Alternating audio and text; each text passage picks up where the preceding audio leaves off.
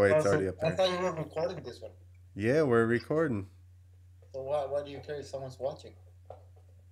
Well, we record all of them, but they're all live on YouTube. All right. So it's not like it has to be live. I could just record it off the air, but fuck it. So we're here with Javier Villegas or John Village, depending on who you ask. Uh, I Javier feel, Villegas today. huh? Javier Villegas today. Javier John Village Villegas today. Okay. Village. I was thinking John Village died in one of my last videos. Well, I didn't But see that I'm one. not resurrected. I didn't see the one where John Village died. I need to see that. I think he died. He had a stroke or something. I thought it was a heart attack, but someone told me that those were the symptoms of a stroke. So it might have been a stroke. I really missed this video. You actually made a video of John Village dying. Yeah. We need to find the original video where I was your agent. Oh, I have it. It's on my old YouTube page. I'll send it to you. All right, perfect. So anyway, I wanted to talk to Javier about being mentally strong because, to be quite honest with you, I've had Javier say I'm scared, but he's never seemed scared. And he's always thrown down everywhere no matter what the conditions were. So I feel like if you were going to ask somebody, if I was going to ask somebody about being like just always on point all the time no matter what the conditions are, Javier would be my go-to guy, or Chuck. Yeah. Well, Chuck has more of an idea what he's doing. But I think Chuck just Uh, actually doesn't care that, like, I think you got it backwards. Like I think for how Chuck appears, I think that he's just more of a wild man. I think you're a little more calculated than Chuck is. I I think I used to trust a lot of my ability, whether I was right or wrong. I could tell myself, you know what you're doing, whether I did or not.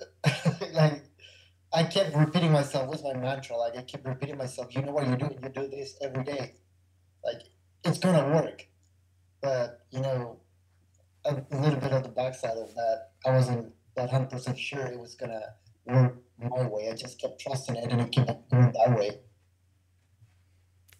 Yeah, I mean, I think that that's everybody know, right? Like my biggest issue is jumping a jump the first time, but once I've jumped it once, even if it's been like a year, right? If it's like a dirt jump or something, it's always way easier to jump it again for the first time because I can be like, you know how to do this. So I just set it on myself and I'm just like, listen, just like you said, trust in my ability. You know how to do this. You've already jumped it before. Just jump it. And it's way easier to convince yourself to do it that time than to do it the very initial time when you haven't jumped it at all.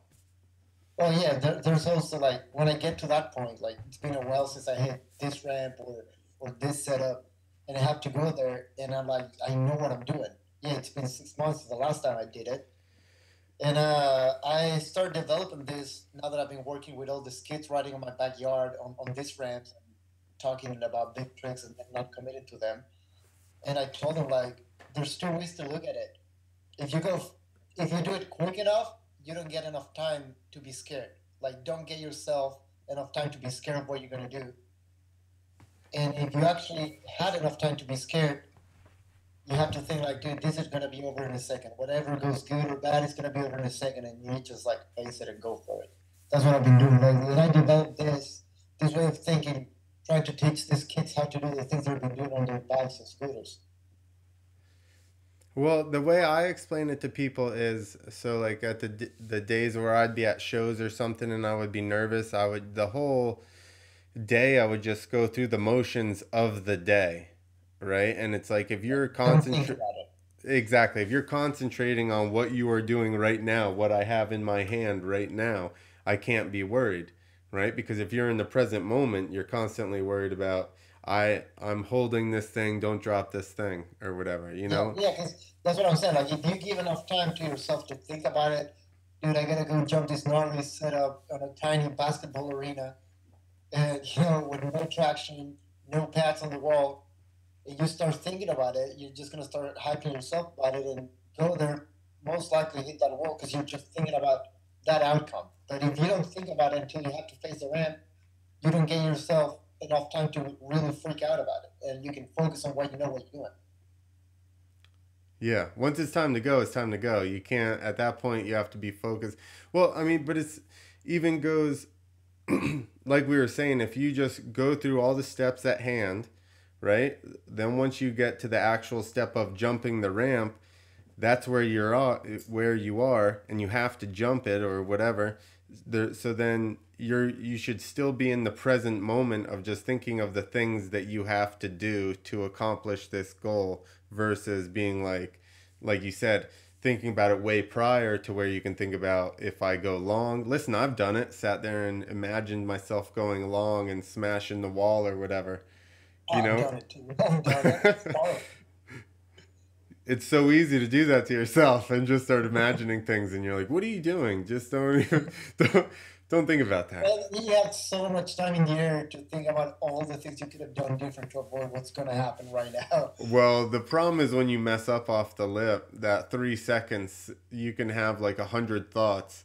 Yeah, Uh, you're like thinking like, man, I should probably not go that far away to turn and start gassing. Maybe I should check the traction. Maybe it's too late now, but you got all that time to think about how you messed up and what you're gonna do to save it or to get the minimum amount of damage as you land. exactly. Where am I going to skid? Where looks like the best place for me to skid on my face? I'm going to I'm going to steer away from that big steel thing and I'm going to try and aim over here. Well, I did a month ago. I was doing this show in Germany for Night of the Jumps, like they call it the Nation Series or something like that. And this kid from Germany, dude, he landed perfect, but for some reason he whisked throttle as fast as you could go into a wall. It was all over Instagram. Freaking kid did I pinned it from the landing to the wall, and those are the things like, how do you do that? Like, how, why? Like, it goes so fast that as soon as you gas, there's no time to grab the brake or the clutch or nothing. It's like, oh, here it is. Well, Yeah. No, that sometimes is he was he a new kid? yeah, it's a newer kid from Germany. Yeah, just panicked. Didn't listen. I anybody, if you get whiskey throttle and your wrist gets stuck, lift your elbow. That's what I tell myself all the time. If I get stuck, I'm just like, don't try to roll your wrist off. Lift the elbow. I tried to grab my clutch. That's probably a good one. Yeah, I know you're still moving at high speed into the wall, but you're not accelerating anymore. I mean, it's not that much time that you have between landing and whisk throttle into a wall. There's what, 2, 3 seconds more? It's not that much. Yeah, no, not very much at all. Especially if you panic and get stuck in, like I said, your arm gets stuck into that type of position, then you're kind of done. Paul did that shit, broke his hip. Well, I did it, and I was lucky enough that this was more one of those high-end events that had a bunch of tough blocks in the wall, a double layer of tough blocks. Still hurt, but I was alright. Yeah. So that's just it. That basically you said the same thing I was thinking. Is just pretend it's a normal day until it's too late to pretend it's a normal day. And at that point, you then need to focus on what is going on right now and you don't have time to be scared about today. Except I behave like any other day, like I'm hitting my own ramp, my own setup. I behave like that until the front wheel takes off the ramp. Then I switch to flip side. Okay, what we're gonna do now? See, I From there, normally make the I decision. normally start freaking out when I rolled out onto the floor. Yeah, I do freak out a little bit. Like this last show I did in Germany 2 weeks ago, I was hitting one of those European ramps, 8 meter radius. They're supposed to be popular, so they set it up a little bit closer. and those are things that start going around your head. Okay, this ramp's up here, it is closer, and as I'm gonna approach it, like I'm gonna do a test run, and I lined up, and I realized I'm inside a trench. There's no way out. As soon as I got into the ramp, the only way out was clearing the ramp, and I had to stop, turn around like a freaking amateur, asked to move the top blocks out of the way and roll away and just jump it right off the back. There was no test run for me, and the whole way to the ramp and think like, just gas it like you would gas any other ramp. If you go long, you go long, but don't case this. This is super cool slang, and actually worked pretty good. Also because the guy in charge of my bike promised me a 50 tooth sprocket, and he didn't set it. He didn't put it in, and I was riding on a different sprocket, and I didn't know it until after practice. But that played in my favor, I guess. Damn. And the fact that I was riding a really crappy bike in Brazil the week before that. But the constant radius ramp, you have to stay on the gas through the top of the face, right?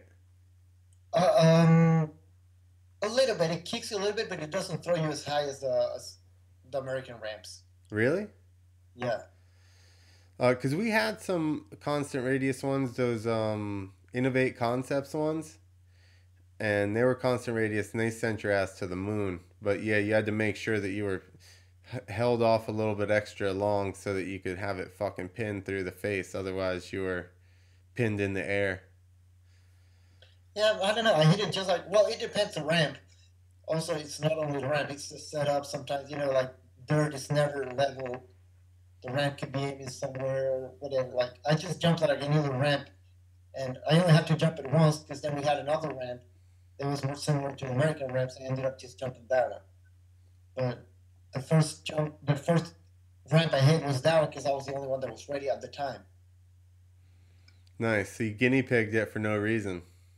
Absolutely. No, and I wasn't the first one to jump, and the European guys were like, Ah, and then they were upset I was jumping the other ramp because they said, no, this ramp, you know how it is. Everywhere you yeah, go, yeah, my ramp's the best. yeah, yeah, Everywhere. yeah. Whatever. If you want to jump the other ramp and not put fucking ruts in the run up to this one, I'm totally fine with that. Go ahead and jump I'm that one. absolutely okay with that. I don't know what was the problem with that.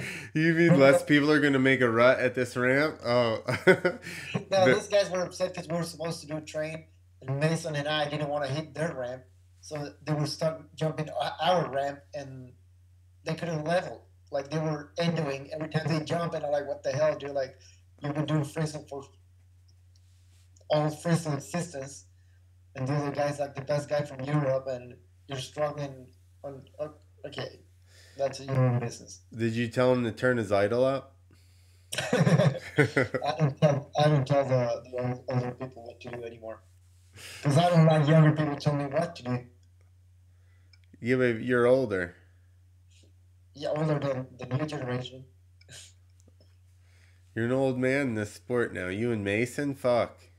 Dude, we already went through our middle life crisis, and I'm on the retirement plan already. I know. I retired. Well, I'm also older, so I guess it'll be the same by the time you guys retire. But you're probably already, how old are you? 20, 35, 36? I'll be 35 this year. Oh, yeah, I retired at 36. So, I still would like to push it at least 5 more years. So having my older kid is 18, and he can, do his own stuff and watch his dad throughout his whole life. Never have to work for, a regular job. At least until he leaves. I'll keep him on maybe when he's 16 so I can retire earlier. yeah. I remember when you first had your kids, you were like, I don't think I want them to ride. I don't, like, I love riding, but I know the shit I've been through. I don't want them to ride. And now you got a action village in your backyard, and everybody and their brothers over there doing backflips. Well, I still have the same mindset. I really wish we would ride, but we want to. And I know if I deny it, like if I close the doors to that option, they're gonna go somewhere else and do it.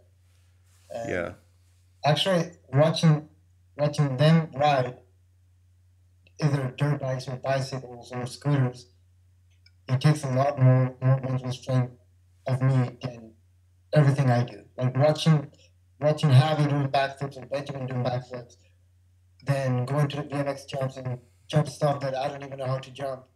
That takes a lot out of me because I'm freaking out. I'm scared, but I can show them that because if I show them I'm scared, that's going to translate to them, and they're going to start being cautious about what they're doing. And I really want them to find their own limits.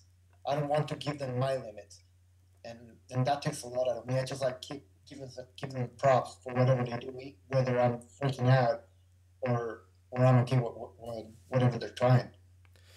You know, and that's a good, that kind of translates over into what we were talking about and the fear thing. And I think that, like, the fact that Austin and Ray didn't do backflips is contributed to the fact of them watching Paul and I have so much like mental anguish about flipping. So like they saw how nervous we were about it, and that's how they perceive it now. But if they were around a bunch of people, like, because they're super talented riders, they're way They more are. talented than I am.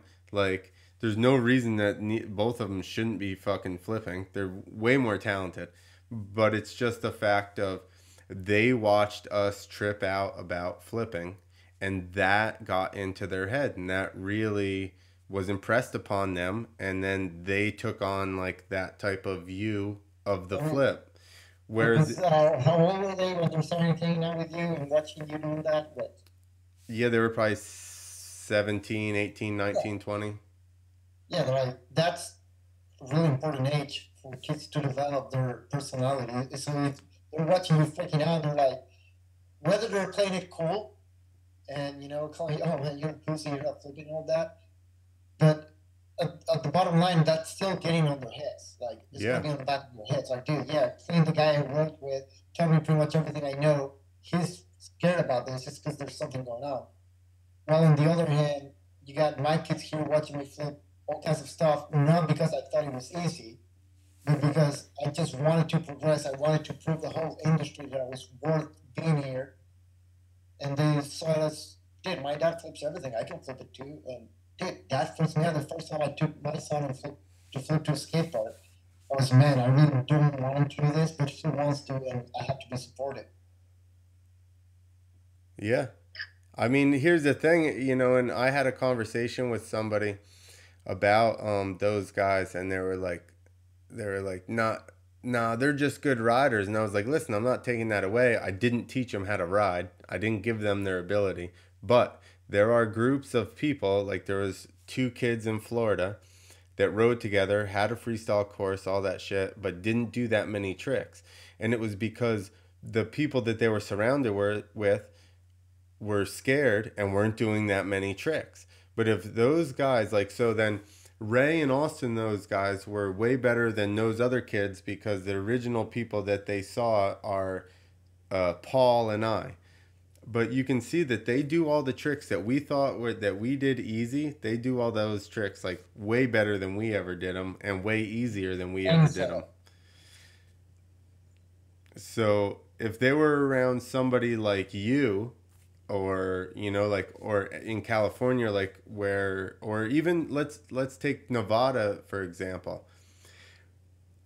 Is it a coincidence that there's like whatever six good guys come out of Reno, Nevada that all knew each other growing up? yeah, riding together almost every day. Yeah, it's that. It's like watching the other guys riding at your level and pushing it every day. That's what gets you to the next riding ability. Like you keep pushing your ability. You start watching. Oh, if that guy can do that, I can do it too. Exactly, and a lot of it, you know, when we were out on the East Coast, you know, all that we saw was stuff in magazines or VHSs or whatever, you know. So I think automatically in your head, those guys were like larger than life because all that you saw was stuff in magazines or videos or whatever, you know. And when you actually know somebody and hang out with them and jump the same ramp and this and that, it brings it to like a more attainable level versus watching somebody on, you know, TV or whatever. So I mean, it's all what you're exposed to and what the normal level for the people that you're riding with is. If everybody, you know, I tell people, uh, let's take like where I grew up. You know, nobody really rides. So all those guys are like, you're crazy, you're crazy, you're crazy. You can't jump that. You can't make that. Now, if I'm with you, it's basically like a race to jump something. It's Yeah. not can it be Who would jumped. jump first? It's who's going to jump it first, right? So it's a totally different atmosphere. Yeah, and well, California has slowed down on that. Like, there's not as many people riding as it used to be 5, 10 years ago. But there's still like, and that actually hurts my riding because I have to pretty much go on a hunt to keep on pushing my riding, and I translate it to something else now. Like, I ride with riders with a lower riding ability than me, right? Not riding ability, but riding level than me. I've been riding a lot with Vicky Golden lately. But my goal to keep pushing my riding is like, well, if she can do this, because she started, like, if she can get double grabs, I should be able to be doing rock solid backflips. So as soon as she learns double grabs, regular double grabs, I start working on rock solid backflips, so I can, keep up my, not watching someone better than me, but not letting that someone newcomer catch up to me. And now she's getting the backflip dialed, and I'm like, what the hell am I supposed to do? So I start working on 360s, and man, front it sucks. Yeah, I mean, I think where I guess Taka's hurt right now at the moment. Who do you normally? I know that you ride a lot with Vicky, but who else do you normally ride with? Well, I do ride with Taka when he's not out of town, which is like every 2 weeks. When it's Vicky, Taka, Jimmy Fitzpatrick, and every now and then Twitch, Axel Hodges, but they're like on a different program than I am. Like, they don't have to keep progressing to keep making it. Like, I do have to keep pushing it to get a spot in the next event. So that's pretty much what I'm doing, and it doesn't seem like there's anyone else that's actually pushing it that hard. The only rider I see pushing it hard, but it's on the East Coast, it's Brody Wilson. That's focusing on that snow bike, and bummed to not see him on X Games though. Yeah, what I felt like either sled or snow bike. Like, how is he not in X Games? Yeah, I don't know, dude. Like, I think he's on the same group that I am, but we actually pissed someone off on the industry, really high in the industry. We never get a chance. Like, it's hard for us to get into any of the bigger events. Yeah, that is weird because he started flipping that sled like far enough in advance. You figure he would have gotten a Yeah, almost a year ago. yeah. Well, it probably was the fact that he was flipping it wrong. He wasn't kissing his tank every time he flipped. That's why they didn't want him there. He was flipping it smooth and looked like fucking in control. Yeah, yeah, like what's wrong with him? Stella wanted to be on the show today. Yeah, I saw it. Still, he's there. All right. Yeah, so that's I mean, we pretty much got to how you handle the the fear and a lot of things like you said, like a lot of riding and stuff like that, and dealing with like a level. You're gonna ride at the level of the people around you, and so if you surround your, everybody says surround yourself with people in the same mission, this and that, but they don't explain it, and it's like Yeah. basically if everybody around you thinks that you're a fucking lunatic for trying to jump stuff, you're not gonna be apt to You start jump. second guessing yourself. Like, maybe I do need some help. Yeah, yeah, maybe this is stupid. Maybe this is a totally stupid idea, and I'm an idiot for Which doing it this. is. Which it is.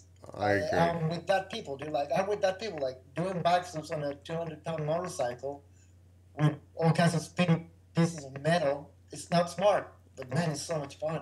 I I agree. I was just before I got hurt, dude. I was having so much fun just even racing, just doing laps and starts and racing people.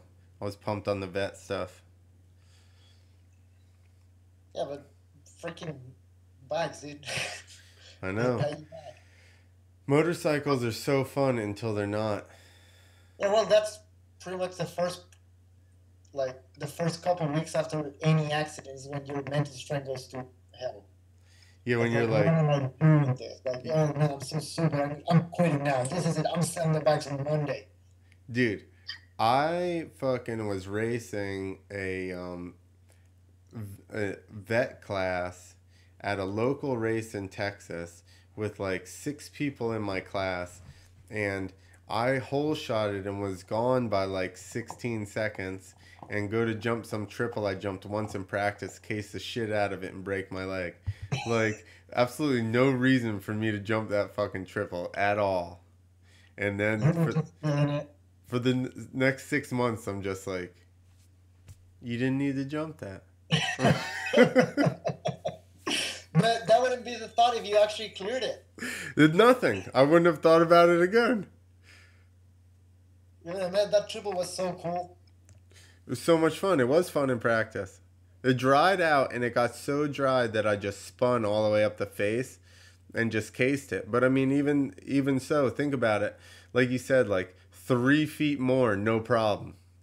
It's a little. Yeah, You hang your wheel up at the top and you're like, oh, that was a little bit short. yeah, dude, yeah, freaking dirt bikes, man.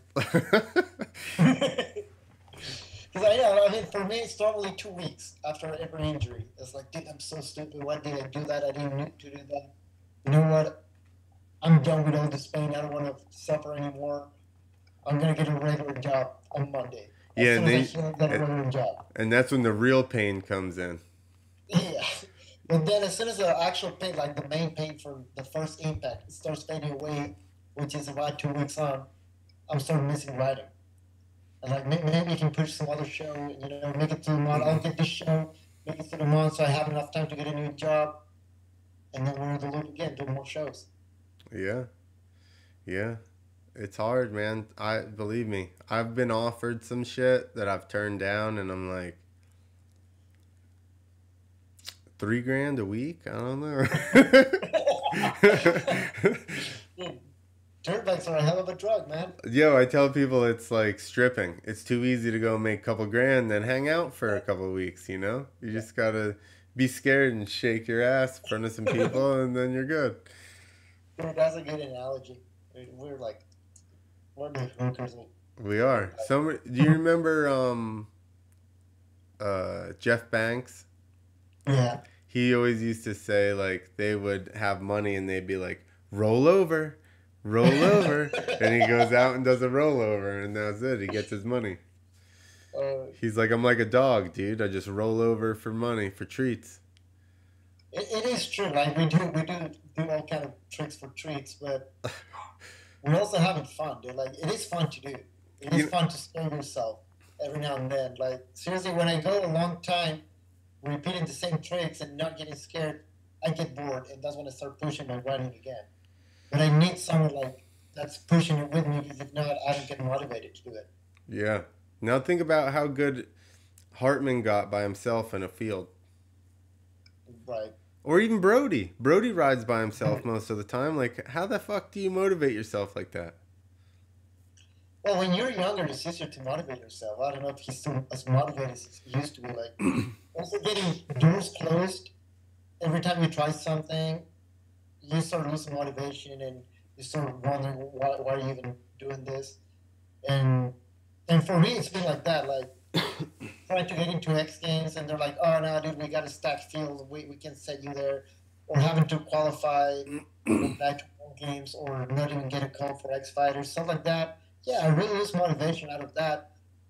But the only motivation I have now is like waking up and looking at both my kids and just saying, like, dude, I taught them that you gotta keep pursuing your dream, and I can't quit. Like, I made it this far now. I can't quit now. Like, we're all in the same boat. They all make sacrifices for me. My wife made sacrifices for me, and I can't just like, we're done. We're just trying to do something else. I can't do that now. That's my main motivation now. Keep pushing it for them. No, not even for me anymore. Like, it is for me because I love writing, but it's also for them because they've done a lot for me to keep up with my expectations of life. Yeah, that's true. And I mean, I think they're learning good lessons, obviously. And those kids have already seen you persevere through some shit. Yeah, they had to pick me up pretty much on pieces from the ground. Wow. They've been laughing at me on the ground too, which is rough. That's like one of the hardest ones I had. It wasn't a bicycle though. I crashed in front of them and they were just cracking up while I was trying not to What die. what about that was Javier's first bad injury, his foot. Oh, his broken ankle. Yeah, that was his first injury with surgery and everything. And that's when I told him, like, dude, the injury that you have is like tiny. Like, there's a bunch of injuries that hurt a lot more than this, and you felt how much this one hurt. Like you were crying. Like it's from here and up. Like there's no injury that's less than that. Like this is like the minimum amount of pain you're gonna feel in an injury.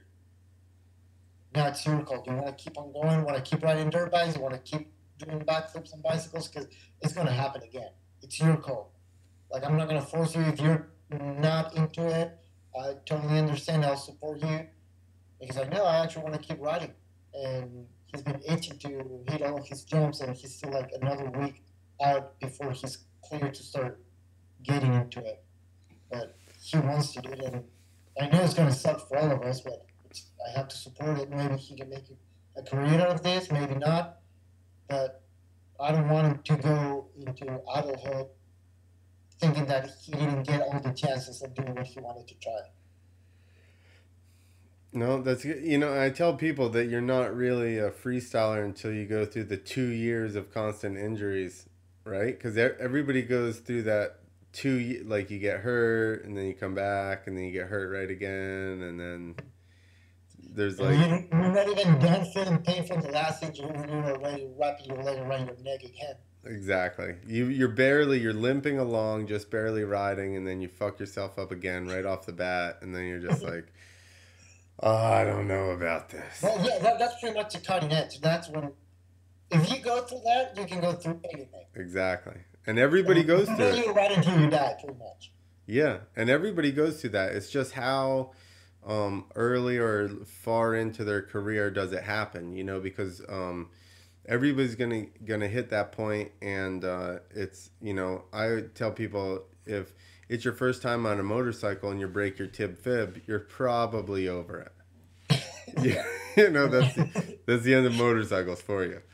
But if you're a couple years in and you're really good, and then you break a leg, you know what I mean? It's a different thing. But if like, it really is how early on, have you caught the bug fully before you get hurt and really got some aspirations, or does it happen like right off the bat and you're just like, yeah, this shit's a little too much.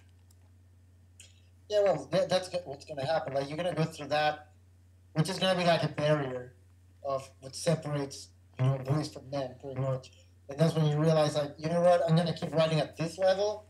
You know what, I'm going to keep pushing it. You know what, this is not for me. So Yep. those are the three things that are going to happen. You're either going to keep riding at that level, never going to push it ever again, because you don't want to go through that, or you're either going to quit, or you say, you know what, this was just a small setback, but I'm going to keep on pushing.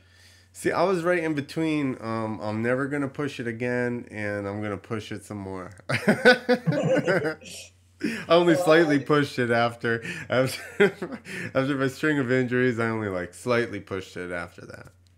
I I made sure I I was really remember when you safe. said you didn't wanted to flip your 450, and then you came to California and flipped it, and then did some free ride with Twitch, and Twitch gave you a thumbs up, and I think that was your happiest day of your life. And that was it. Twitch was like, "What's up? You jumped this? Yo, I jumped a dirt hit.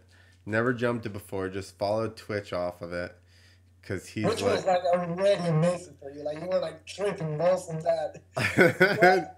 I'm I following still have Twitch. that video. I actually just watched it the other day. I'm gonna post it up. And then as we're rolling off from the downside, like he didn't even. So here's the whole story. I had a bike with no graphics on it or anything. There wasn't one thing on it. I was just totally black. I had no name on my shit, anything. And I just started following him around and jumping shit behind him for like a couple of minutes. And he finally stopped, and I rolled up to him, and he realized who it was, so he started laughing because he was like, he even said, he goes, I had no idea who the hell was following me around. So then he goes, did you try to hit this other jump? It's like right next to that one. So I just followed him right off it, and I landed. And as we're going into the turn, he like looks back and sees that I jumped it and gave me a thumb up. And Javi and I were just like, shh. Twitch just gave me Twitch just gave me a thumbs up on a dirt hit. I mean, you know what I mean? I can fucking call it quits right now. Right there. Oh. Like, you should have quit right there. I should have. I wouldn't have broke my leg or anything. I should have just stopped right then, got thumbs up from Twitch, call it a day. That's it. Load your bike, never unload it again. The funny thing about that situation, you know how many people has done that? I think Twitch was testing you because Yeah. how many people has followed him at Fitzland and just ate shit right behind him? I don't know. I mean, the landing. It happens a lot. It happens a lot. Like, people say, oh, let me follow you up this jump, and boom, dead. Right on those jumps. Here's the thing, though. Those dirt jumps, like that day that I jumped that dirt jump, and you were like, whoa, I can't believe you jumped that. That landing is 100 fucking feet long. How in the... Like, I would have had to have been in entire gear, totally wrapped out to miss that landing. Yeah, but when you don't have a nice setup suspension or any riding skills, they get you. So are you saying I didn't crash because I have good suspension? And a decent amount of skill. Okay. Yes. I'm giving you a thumbs up now. I was riding McCarty's bike, which was hard as fuck. So I probably could have gone to flat on that thing and still survived it. You probably wouldn't even feel it. Would have been the same. Racing or flat landing would have been the same. No, if I'd gone long on that, definitely. Like you end up dropping like another 50 feet if you go long on that thing. But it wasn't. It's so far out there, it wasn't gonna happen. I was just pumped that I impressed Javier and Twitch in those 2 days at Fitzland. Well, you did impress me when you guys went to the hills and when you jumped Stairway to Heaven. You were, what, 4 or 5 days building that thing by shovel? Which one? Stairway to Heaven. Yeah. You built from nothing, from scratch. That impressed you? That you jumped that thing? Yes. What about the big step up out at Richie that we jumped? That's the one I'm talking about. Oh, no, that not Stairway. The one years ago, the one that you flipped. The one that Alex Cervantes broke his leg on like 30 feet in front of me. Yeah, that was impressive too, but I don't know, dude. We were younger. The younger you are, like, the less I get impressed. Like, mostly, I developed this maybe because I'm older and I'm hating on the newer generation. If someone tells me, like, oh, this is the youngest rider to over double backflip. So, youngest means less responsibility, less pain on their bones, joints are more lubricated. Like, everything's better. When you're young, when you're younger, do whatever you want. Now if you show me, hey, this is the oldest guy to ever do a double backflip, now I'm impressed. Now you're like, praise thee. Like Paul, dude, he was, scratching those 50. Yeah. Dude, he was still doing super flips and learning new tricks. And, dude, he was riding up there. Dude. That was the most impressive part to me, was that he was still progressing. Exactly. Dude, when you're getting feet to 50, your brain doesn't work at the same speed. No. Your bones and muscles are aching. He was still pushing. Dude, I'm 34 and my mornings are not a party. And your balls suck up into your body when you're like, you want me to do what? If I messed up here, how the hell am I paying mortgage next month? Yo, you got, like, I tell people now, they go, why'd you stop riding? And I'm like, I'm a dinosaur. And I don't want to do the shit these fucking guys are doing now. I don't want to have to do kiss of death flips. Well, that's what I fucked up, because I do. Yeah, I don't. I'm like so glad that shit ain't even bouncing around in my head. Yeah, dude, I still freak out when I say, like, dude, there's so many people doing double backflips. I'm gonna have to start joining that club soon. But do I? That's the thing. Like, I'm divided. I want to. I'm scared as fuck. Yes, but I want to. Yeah. I mean, I think wanting to and being scared don't necessarily have anything to do with each other. Maybe I'm just so scared I don't want to do it. Yeah, like, if you're scared enough, you don't want to do stuff. Like, I'm still like, You know what? Because I was practicing those 360s on the 150, Uh-huh. and I thought about doing a double backflip into the foam pit with that bike, and then I was like, dude, I really don't want to get buried in this foam pit. That freaks me out more than actually like crashing on a double backflip, So getting you buried need to upside get an down. airbag then. You need to tell Jimmy to get an airbag, and then you can just wad yourself up on the airbag even when you land on your wheels. Well, those airbags are not as much fun as people think they are. Foam pits aren't as much fun as people think they are either. No, airbags are less fun. They're less fun than foam pits. Less fun than that. Yeah. I mean, Ugh. airbags are that intermediate step between the foam pit and the dirt. So Like mulch. they're not starting from the ground. Airbags are like mulch. Mulch is still more advanced. More advanced than airbag. Yeah, it would be foam pit, the air box airbag, then the landing airbag, then mulch, then dirt. That's how it goes. Well, I feel like a man then because I just went foam pit to mulch to dirt. Those were the days, man. We should have that beer back then, that manly beer back then. Yeah. Remember, I even bailed off like my 10th one. I remember. I think it was the second one, but whatever. No, it was at least six. It was a ways in because I jumped like I flipped like I jumped a bunch of times, but I flipped like 10 times in the first session or 12 times or something Oh, like that. And then I stopped, but it was like right before I stopped, I ended up bailing because I was just like overpulled a teeny bit, but was just excited, and it just ended up. and if we look back, probably wasn't even that much of an over rotation. No, I probably would have been fine. I would have rode it out for And you sure. know what I've noticed? Like all these kids are practicing on airbags and foam pits like nonstop. They all loop out because they have to, so they don't just eat their Or handlebars. if they're under rotating, they think it's a great idea to land on their shoulders. Yeah. Like every time they under rotate, they just like go like this Yep. and freaking land sideways. Well, we never actually have that option. Well, Because that's our the foam pit same in sucks, so we wanted to pits. get out of the foam pit as soon as possible. That's the same in pits, though. When people like half commit, they always go to a shoulder. They don't want to go like straight over their head, so they like No, kind of. no, no, but that's what I'm saying. Like these guys are practicing nonstop on foam pits or airbags. Get this, bad habit of going over the shoulder. While on our times, our foam pits weren't that great, so you didn't want to spend freaking 1,500 jumps into it. You just wanted to do 10 and say, you know what, 10 in a row is good. I'll just freaking go for it today. Yeah, You were over it, so you never actually had to develop that thing.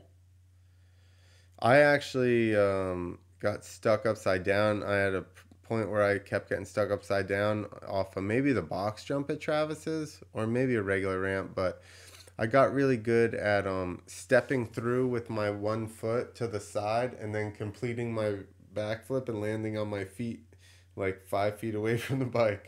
It means I And spent way too much time in the pit.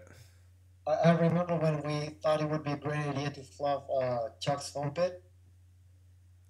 Your first jump, you get your flip perfect, and you completely disappear in the foam. Yeah. And I don't know how long. You were good. I don't think you were on the rotator or anything. But Yeah. the foam was so loose, there was no clue where you landed. Was It that was, later on when it was like there was the first part of the foam pit was empty, or was that when it was still like yes. full? It was like when the first, like pretty much all the foam was backed up into the back wall. Yeah. Yeah, I remember that. Good times. Yeah. Like, you know what? We're all feeling manly here and everything, and then we have guys like Deegan and Metzger that pretty much, or Adams, Nate, that had to learn to back from straight to dirt. Yeah. I mean, listen, good for them. True. that's But, that's like Greg. Do you remember Greg trying flips off the back of landings and shit? yeah. Yeah, good for him, man. Go get it. I was like, you need to settle down. This seems unsafe. You need to just settle down. We'll figure something out. Well, and now what? We have freaking double backflips and those front flip ramps that everyone hates and varials. Are you? Progression. Yeah. Are you gonna mess with the front flip ramp again? I want to. I already. I mean, pretty much because I bought my own front flip ramp, the one I crashed on, Yeah. but it needs to be modified so it looks closer to the one at nitro. But then Travis told me that they might build a new ramp that's going to be more universal for everyone. I don't know what I'm going to do. That's why I haven't actually pushed the front flip practice. But yeah, I'm down to do it. It was fun. It was just that one crash. I did have a few injuries here and there while learning to front flip. But it was fun. It is the progression of the sport. I know a lot of people is against it, but also people was against flip levers back in the day. Yeah, I agree with that. And I think, yeah, it's of course it's way manlier to do a front flip of a regular ramp. But also it's way cooler to do a back from Shaolin with no flip levers. It is possible, but it's innate, and it's gonna help the sport make it make it to new grounds. It's gonna be easier to do front flip combos with that front flip ramp than it's gonna be to do with a regular ramp. Yeah. I mean, that's all it is. Like, that's what somebody said about the flip levers. And I'm like, all it is making what's more things possible in that. It's just the same way like people complained about flip levers, but it's not necessarily, it's just making more things possible in a backflip.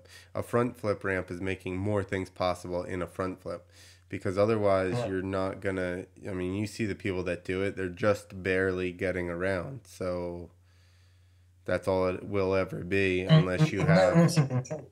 It never looks in control. No, they don't look smooth.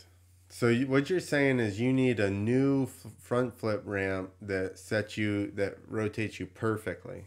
The last one you had rotated you too much, so you need a new one that rotates you right. No, it rotated me good. It rotated me good, but it had too much belly crash. Like I went for it, and the rotation felt good, but I was going like 5 feet higher than I should have been. So when I spot the landing, I was still like, "Oh damn, I'm screwed now."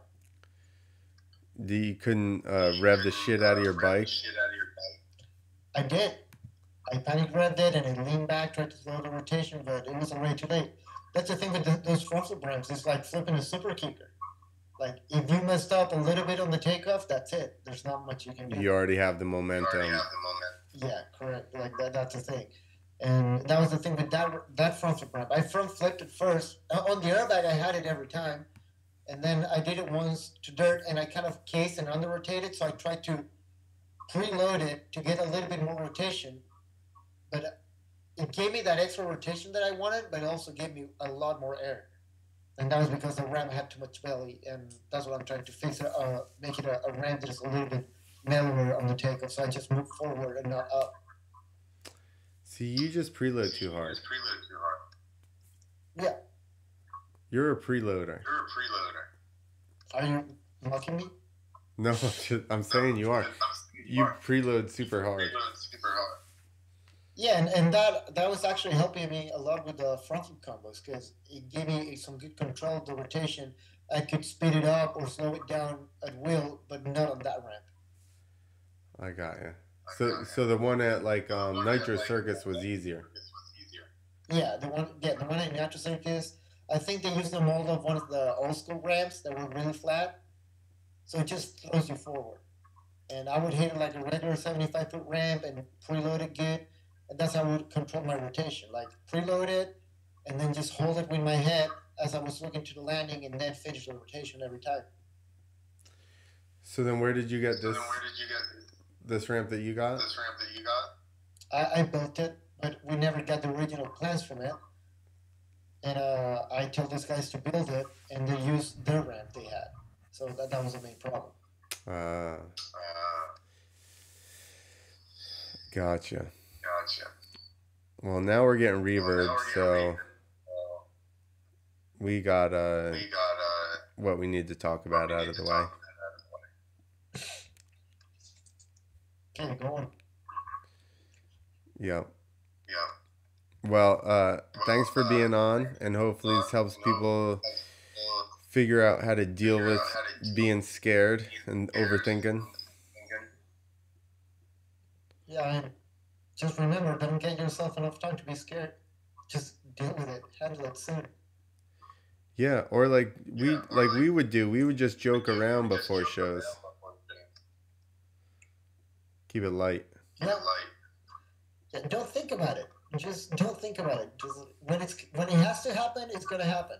And if it has to happen, it really I'd rather it happen soon. If it's gonna go wrong, I'd rather it happen soon, early in the day, so I have enough time to go to bed after the hospital. And technically, by the time you get to the event, you should have already done all your homework and preparation. Pretty much. You said one thing to me. I was going to do my first flip show, and you go success because luck is for people that are unprepared. Oh yeah, that's when I used to be a dick. Whatever. I love that statement. Yeah, no, it is true. It is true because if you're thinking about luck, like when someone tells you like good luck, and you're thinking about luck, it's like you're putting too much on someone else's on faith or whatever you want to call it, and you have to be sure of what you're doing, and that you got to think on success. Success is for the one that's being prepared, because luck is for the one that never like it's just winging it, and it's also a good thing to wing it every now and then, but it's way better to be prepared. There you go. I think that that's a good note to end. That's how I always told you after you told me that, and I would always tell people that the only way I deal with fear is by being prepared, and that's it. That's pretty much it. It's like yeah, when you know you're ready, fear is not as heavy as it is when you're just like winging it. There you go. All right. We're out, But people. Thank you for listening or watching or whatever.